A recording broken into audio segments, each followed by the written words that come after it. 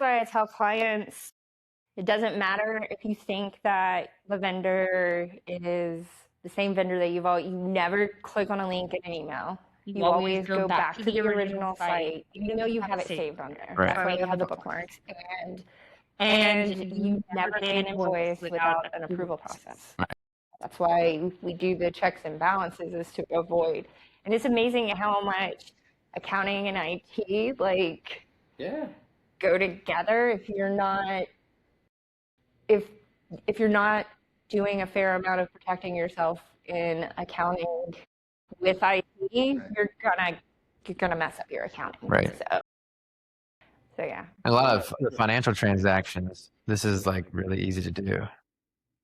Pick up the phone. I know it's old school, but pick up the phone and call the vendor or whoever you're looking to make that transaction with and saying, hey, I just want to make sure you sent this email over. And you don't call the number on the email. You call the you call the number that you have stored as for the vendor, or go look it up online. But to verify, otherwise, any kind of ACH transaction, all those things. Otherwise, you're at risk. Yeah. The internet makes us paranoid people. Though my son got scammed when he went to college. Okay. And I remember us watching these YouTube videos because he really liked watching the YouTube videos where the scammers get scammed. Okay. It's hilarious. And they're like, oh my God, they're going to fall for it. And it's funny. And so I just assumed that because, we're watching this, he grew up with the internet, that my son's not going to get scammed. And he's in the field. Like, he's not in IT, but he's like IT adjacent. And so someone got in touch with him and told him, I'm going to send you this check. If you deposit the check and then you send me this money and da-da-da-da-da. Yeah, that kind of thing. And like, why would someone send you a check? You got to think this out. Nothing in life is free. And so I was actually shocked. I was like, you're joking. This is like some April Fool's thing or something like that. Like, you're funny, ha ha ha. Nope. Thousands because of, so yeah. And the schemes and scams are only going to get more advanced as every day goes on. I mean, shoot, my daughter's 18. When we were at the hospital, my daughter was born. One of our friends was sitting there and said, "Oh, the bank just emailed me and said I need to change my they need my password to help because something's wrong with my account."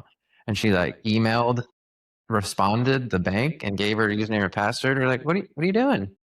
The bank emailed me. The bank doesn't email you.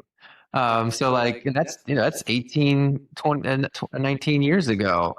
So people were still falling for a basic, email from a bank, but it's getting even more sophisticated now. Yeah, it didn't click in my brain when this happened, and I messed up. I know this.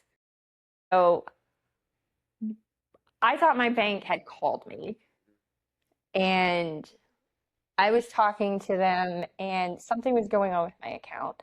And then I gave them my PIN. And the next day, all my money was drained from my account. And I had to go to my bank and go, what the hell? You said that you were going to fix this. And they're like, what do you mean? We don't call you like that. We would never ask for your PIN, right?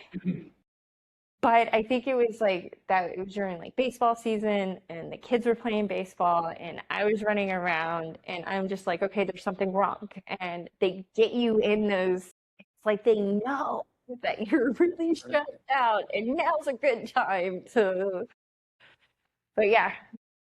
I mean, I'm cognizant of it and I still get, luckily I got all my money back, but. Yeah.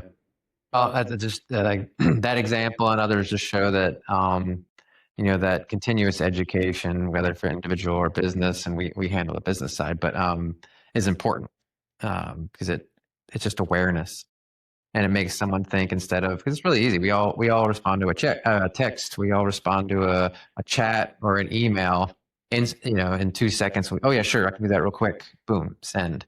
But it's that taking 2 seconds to think and go, okay, is this legitimate or not?